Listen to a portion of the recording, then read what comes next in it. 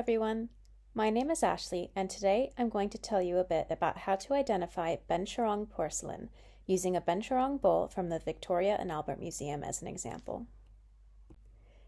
I will begin with a brief overview of the object. This is a Bencharong deep bowl with Buddhist imagery, most likely used in a dining setting. Bencharong was a type of export ware made at Jingdezhen in China and sent to Thailand during the 18th and 19th centuries. The piece we're looking at today is from the 18th century, and I would argue more towards the end of the century, which we'll look at more soon. The technique that Jingdezhen used is akin to Qing wutsai, meaning that it is double-fired and has overglazed polychrome enamels. If you would like to learn more about this technique, please see my previous video entitled Exploring a Famille Noire Dish. Bencharong wares had a wide range of uses.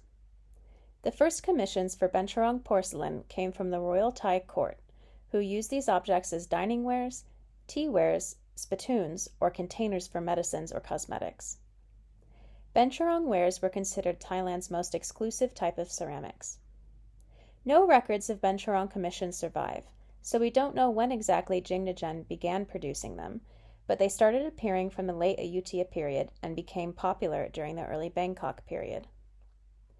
Initially, they were solely reserved for court use, but high demand in the 19th century resulted in expanded production and the circulation of Bencharong wares amongst the Thai nobility and merchants.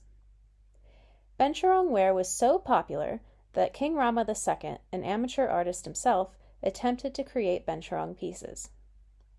By that point, Bencharong became a source of Thai cultural pride. Bencharong wares reached their zenith in the early to mid part of the 19th century. But today we'll mostly focus on the earlier wares. So, the techniques we're looking at are a variation of wutsai, originally developed in China during the Ming period, but Bencharong is closer to Qing wutsai, which Jingdezhen was producing alongside Bencharong during the same dynasty.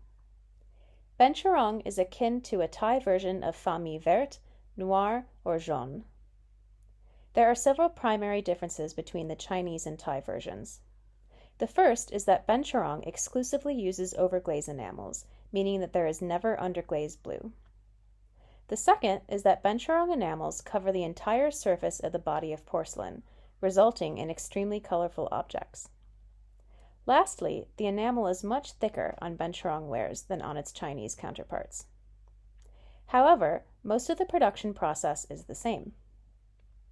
Interestingly, Bencharong differs from some other Jingdezhen export wares from the time in that we now know early wares were produced entirely at Jingdezhen. At the time, some export wares were only fired at Jingdezhen but sent elsewhere for decorations to ensure that the painted decorations suited local tastes. We know this because of recent excavations around Jingdezhen over the past few decades, which have revealed completed Bencharong shards. The lack of records makes it difficult to date Bencharong pieces precisely. The V&A has dated this bowl to the 18th century, most likely because 19th century Bencharong wares often contain a lot of pink or gold, a technique called Lai Nam Tong. This deep bowl doesn't have either of those, so that suggests earlier dating. This piece also keeps purple and blue to a minimum. Those were colors also added more frequently from 1800 on, meaning that this piece was unlikely produced much after 1800. Lastly, the interior of the deep bowl is primarily turquoise, a characteristic only found in earlier Bencharong wares. Unfortunately, precise dating is typically unreliable, as Bencharong styles did not always align with Thai reigns. So, now onto the visual characteristics. There is a lot going on here. This bowl is fully covered with polychrome enamels in red, purple, turquoise, white, yellow, black, and blue. There is a main Buddhist scene, surrounded by geometric bands and motifs. It is very common in Bencharong to see these patterns together. There's too much to go into detail here today, but there are several features to which I would like to draw your attention. The first is the pair of horizontal bands above the Buddhist scene. The top band features a repeating motif of purple four-petaled flowers against a turquoise background, separated by horizontal stems. To my knowledge, there is no name for this pattern, but it is frequently found in Bencharong wares. Right below it is a funnel motif called a Lai Kroi Chung, which depicts a repeating tri-lobed flower theme. The main decoration depicts a Buddhist scene of a Tepanom surrounded by two Norisings against a background of flames. The Tepanom is a lower Buddhist deity who lives in the Himaphan forest, which is specific to local Thai Theravada texts. The surrounding Norisings are semi-deities who dwell in the same forest. They are easily identifiable because their upper bodies are human while their lower bodies are a mixture of lion and deer. This trio is very commonly depicted together on Bencharong pieces. The Buddhist motifs on this piece were commonly shared across other Thai artistic forms of the time, especially in paintings. This means that 18th and 19th century audiences would have looked at this bowl and immediately recognized much of the imagery, especially given Theravada Buddhism's predominance in Thailand.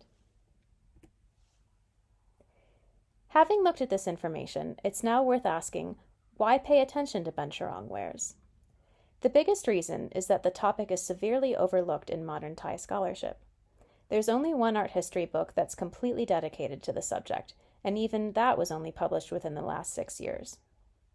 The history of Bencharong should be further studied because it reveals a rich tradition of trade, upper-class desires to emulate royal tastes, and religious activity at Thailand's royal court. Bencharong decorations and techniques are also worthy of further study because Bencharong's technology was developed at Jingdezhen alongside Chinese wutsai, while its decorations were developed alongside other Thai forms.